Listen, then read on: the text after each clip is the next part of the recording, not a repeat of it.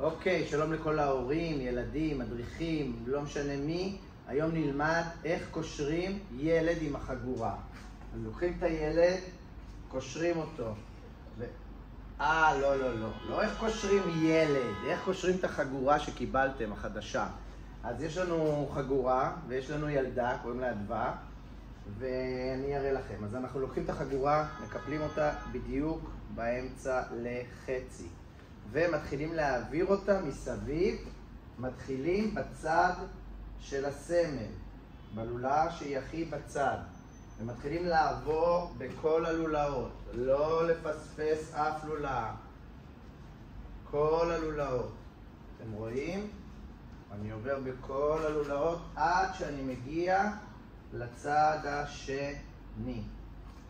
ואז מה שאני עושה זה פותח את החגורה פה ומסובב אותה כדי ליצור לולאה. יצרתי לולאה. להכניס את החלק הזה לפה, ואופ, לתוך זה מכניסים את החגורה. מותחים, ויש לנו חגורה. אז מזל טוב לכל מי שקיבל חגורה. בבקשה לבוא עם חגורות מסודרות, חולצה בתוך המכנס כמו שצריך. תודה רבה לכולם, מזל טוב.